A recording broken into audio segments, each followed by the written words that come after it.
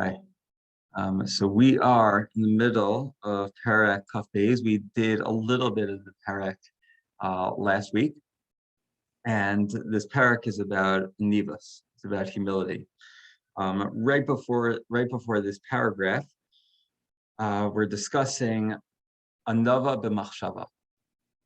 That he's going to be what we're going to be seeing tonight is kind of almost what we were talking about before we press record, but it's kind of like a way to keep yourself grounded, and a way for a person to not, as great as they are, to not let it get to your head. I'll even just go back just one paragraph for a little bit. Chazara, so another machshava, adam is ames etzlo asher in hatila v'kavod rimlo. For a person to recognize that the praise and honor you're getting is not real, you're not really worthy of it. Kol shekein is naseh el shar b'nei adam. That certainly you're not necessarily greater than other people, where you deserve it, they don't deserve it. I always think about it because we were talking about basketball. As many points as someone gets, and last night was a great example where like Giannis scored 50 points. Okay, so as many as that is, he didn't have even half the points his team scored. Right? They had like 104 or something like that, whatever in the end. But I'm not saying he wasn't the best player by far. You understand that, like, as good as you are, you're not literally the team. There are other people that you need to rely on. He says, he says, because it's inevitable, you're inevitably going to be lacking something.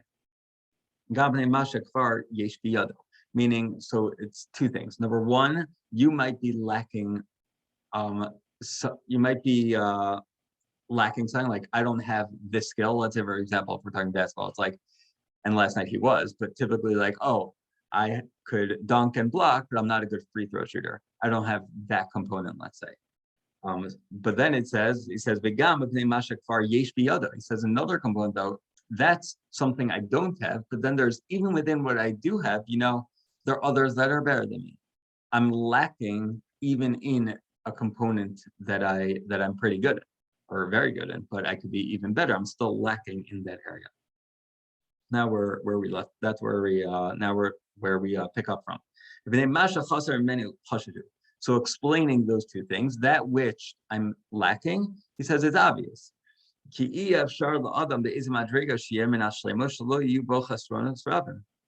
says it's impossible for a person, on whatever level they are, whatever skill we're talking about, for a person to not be, it's impossible for them to be shalit, basically, for them, to a person to be perfect.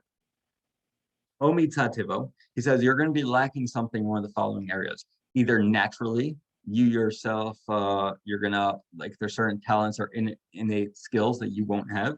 Omi tamishpachto, meaning we're not talking about like basketball, like a skill. We're talking about a person overall. Let's say like we're talking about shidduchim, right? You wanna set up someone, so there could be something that the person themselves is lacking.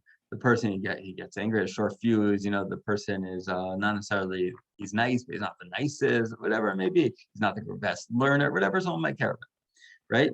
So another thing could be, wow, the person's amazing, but omi tamishpachto, he doesn't have the greatest family. Krovav, meaning family or relatives, omi tzad mekarim shekarulo. Or because of, things that happen to him in life. The person, he is great, but he got with the wrong crowd. I see this in school all the time. I'm sure Ellie does as well, right? Good kids who hang out with kids who are not so good, right? And then they might get into trouble, but it's not them. It's how it is.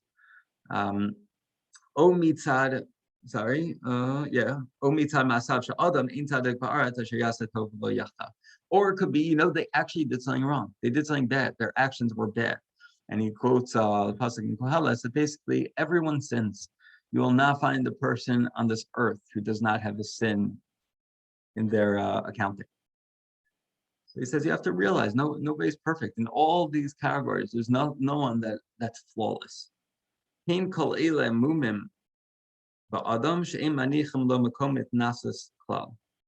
Says I have all these blemishes, you're not going to find someone who's superior above anyone else.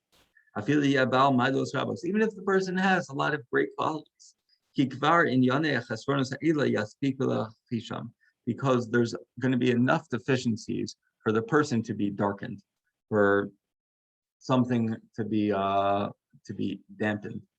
And it's just whatever it is, I guess. I mean, we're discussing sports. Sports is kind of like on my mind. Like all the time when you hear about like, oh, this person's legacy, whatever it may be, there are always things within sports. The person did great, but they didn't accomplish X. The only like exception I could think of like is even like Tom Brady. And even if you take Tom Brady, someone who has like he has 7 Super Bowls. So the fact that someone could say, he lost to Eli Manning twice, couldn't even beat Eli Manning, right? Every single person, right? And everyone, I think almost everyone would acknowledge he's the greatest quarterback of all time. But even within that, that's the whole point. Like even within that, there still will be deficiencies that a person has.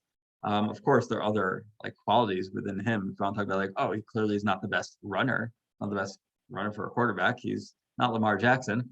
But okay, nonetheless, that's the point he's making. And those types of things, the fact that person should recognize, I'm lacking something, that should kind of, it says darken a person, it means it should humble them. They should realize, I shouldn't look at myself so elevated, because look at this area, look where I really am. Says probably the greatest thing that brings a person, the greatest error that brings a person to gaiva, to arrogance, is their intellect. Why? Because it's something that's internal to you. It's not something external, meaning it's not where, wow, look how rich my family is. Yesterday, of course, Jeff Bezos was in the news. So if you think about like Jeff Bezos's kids, they could get whatever they want. They have probably whatever they want. They get their father he basically has more money than some countries. So it's not where that kid, and that kid I'm sure feels chashuv, but it has nothing to do with him. Literally nothing that he did. It's just like it's external to him. I come from a family.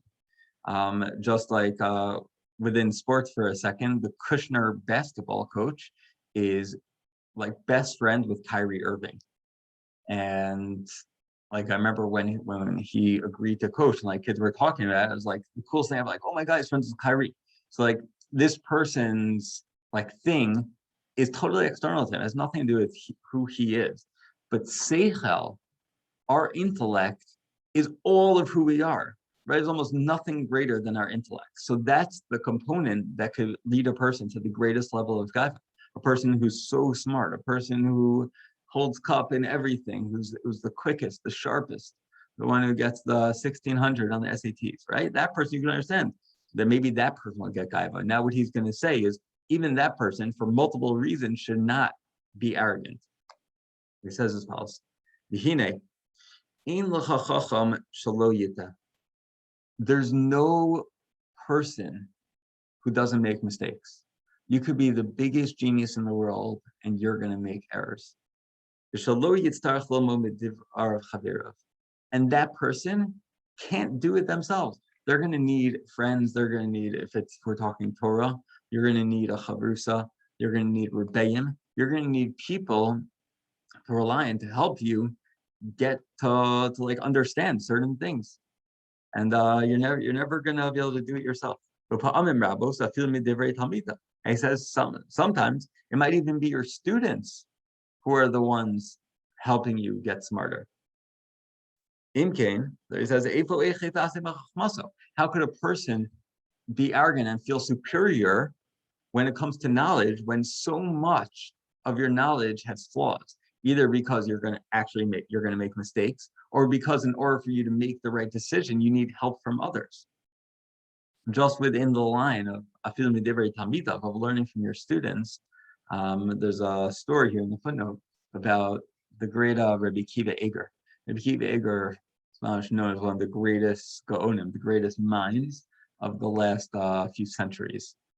And Simon, when my Rebbe used to give shiur, he used to say that if you ever want to try to argue on a tshuva from Rabbi Kiva Eger, on something from Rabbi Kiva Eger, doesn't have to be a tshuva, but anything something from Rabbi Kiva Eger, you can't argue on the lumdus. You have to try to argue on the mitzias, meaning you have to recognize that his logic is so sound and so flawless that you can't prove him wrong from the way he's presenting the case.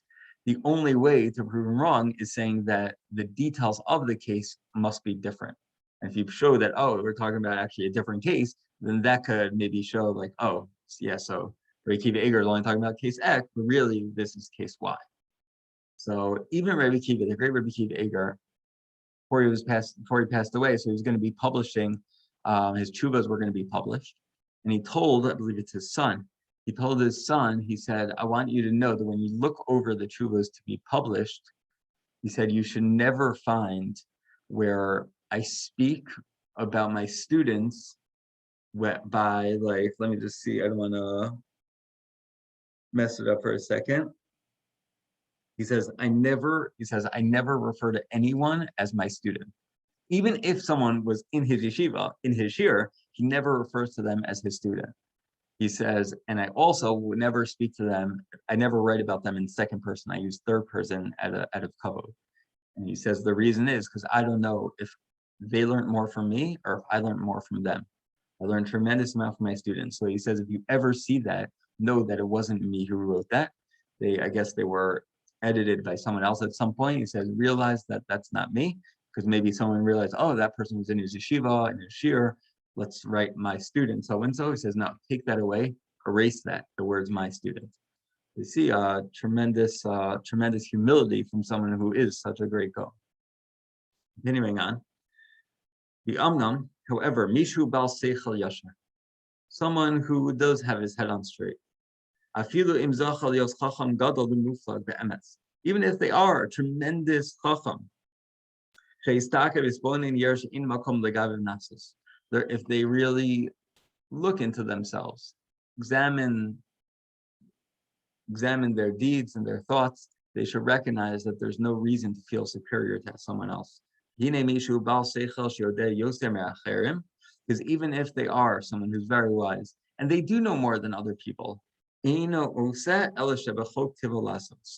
the previous argument he set up here was the fact that realize that you have flaws, you're not always right.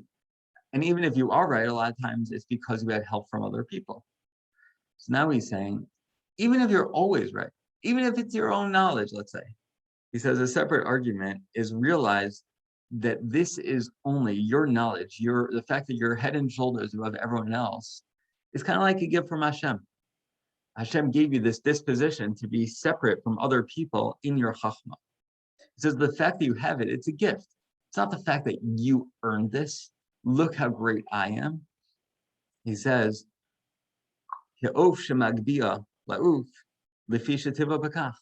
says a bird flies because it's a bird's nature to fly. So is the bird merely, look, I fly and no human could fly? No, Hashem made a bird with the ability to fly.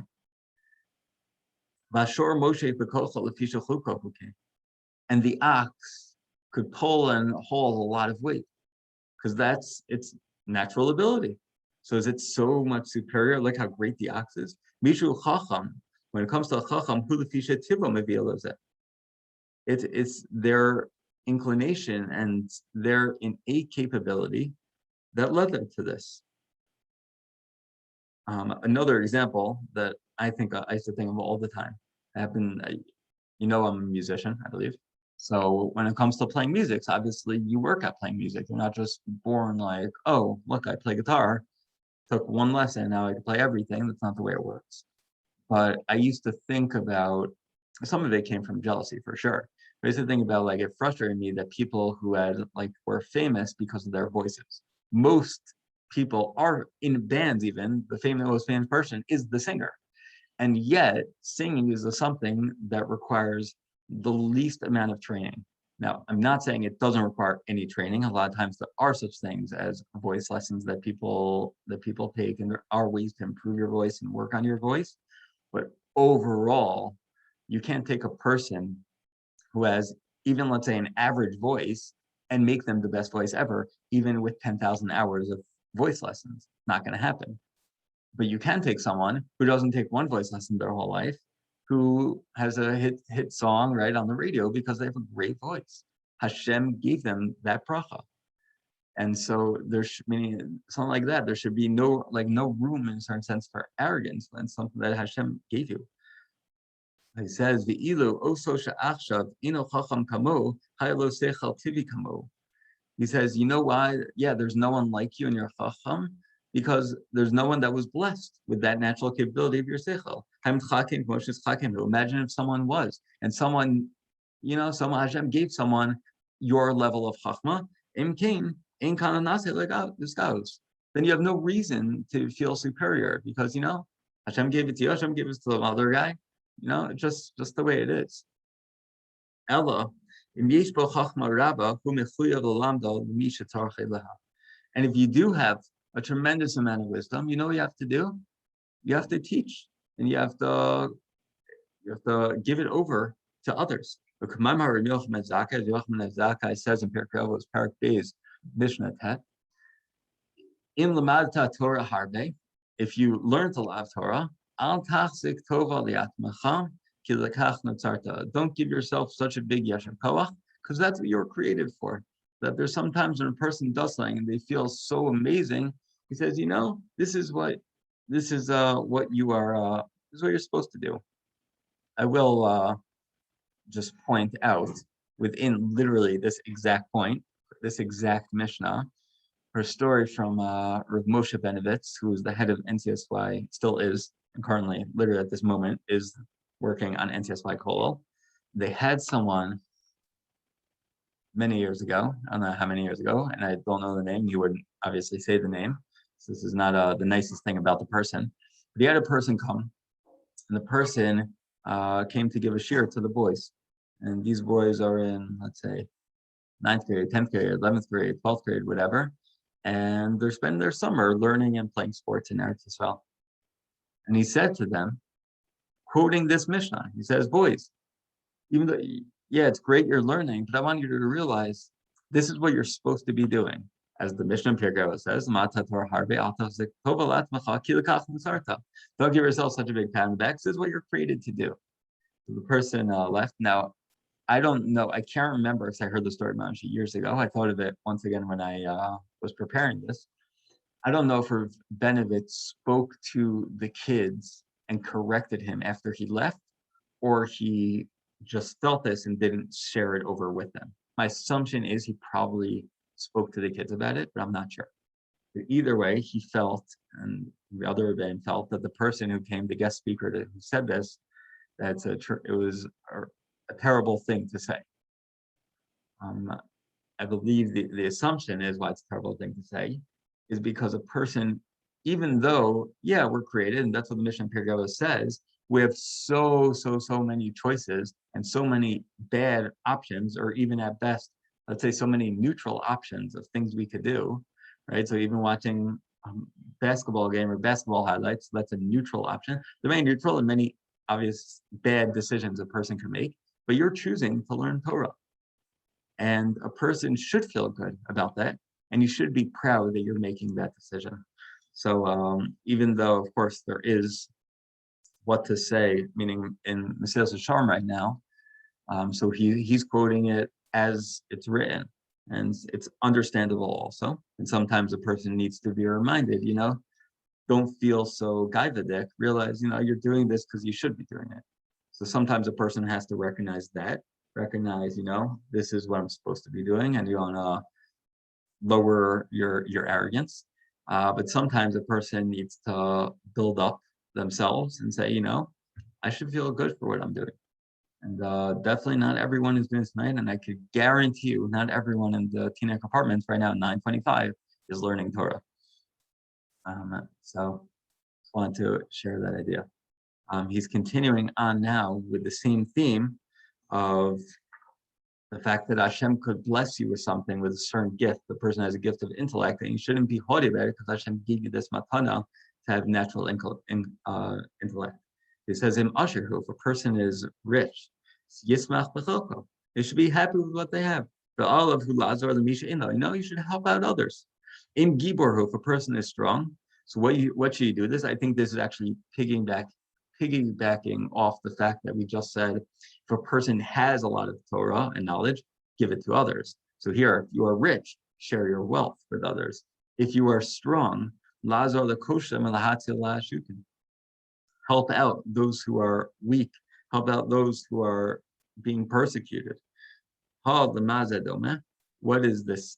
Mazadoma was it similar to? The mishar say habayis, the servants in a house. A person has, let's say you have a huge mansion, and you have someone who comes who's a gardener. We just had gardeners come today to look at look at it like an area of my house we have to fix up, right? So I don't know how to do that. The electrician doesn't know how to do that. The plumber doesn't know how to do that, right? So this is the gardener's specialty. The things that a plumber does are unique. The things the electrician does are unique, right? The thing the architect does are unique, right? So imagine you have all these people, the Mishar Se'avais, the people who are servants in the house, the people who help and get the house in order. Everyone is appointed for something, has specific tasks. And they have to achieve and fulfill their assignment. In order that the house be complete, in order to make sure every component of the house is done. And there's no room for haughtiness because you recognize, I'm the electrician and I know the most about electricity, but I know nothing about gardening and about plumbing. And I can't help you there, right? So it kind of grounds a person, even when a person has a certain skill and a certain knowledge, a key knowledge in an area, you have to realize, no, I'm just a pawn on the chessboard. A little more.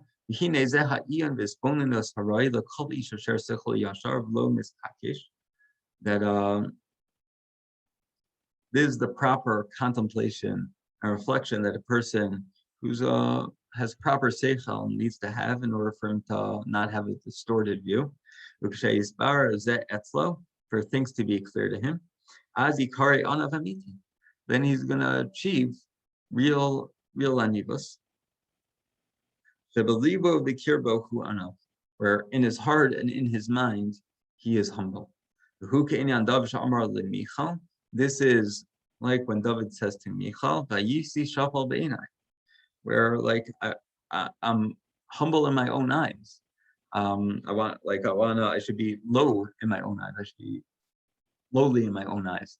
The story is where when they were bringing the Aron, so David Hamelech was dancing in the streets in front of the Aron, dancing like crazy.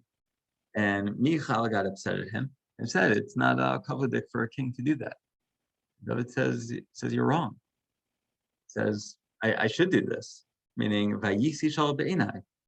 I'm lowly. Like, who am I? Okay, I'm the king. Like, this is for Hashem. This is for the Aron. The Amr of Zachron Bracha, Chachamim say the Gemara in Sotan Daf Ham Beis says, Kama Gedolim Nimuchei Haruach. Like how great people are people who have low spirits, people who humble themselves basically. So when the Beis Hamikdash existed, Adam Makar Ola, when a person brought a Korban Ola, Schar Ola biyadam, they had the reward for bringing a Korban Ola. Mincha, Schar Mincha biyadam. Aval Misha Daito Shvalalav, when a person, says the Gemara, when a person is really humble, even if you're bringing one korban, Hashem views it as if you're bringing all the korbanos. How do we get this? Shneimar, as the pasuk in Tehillim says in Perek Nanalef pasuk Yatet, Zivchei Elokim Ruach Nishbara. Zivchei is plural. Really, it should say Zevach Elokim, like a korban for Hashem. Ruach Nishbara, a broken soul brings. But when a broken soul brings a korban, so it's Zivchei Elokim. It's like all the korbanos of Hashem. We'll do this last line. This is a praise for those who are of low spirit. They are actually humble in their heart and in their minds. And the Ezra Hashem Isparach will continue from here next week. This.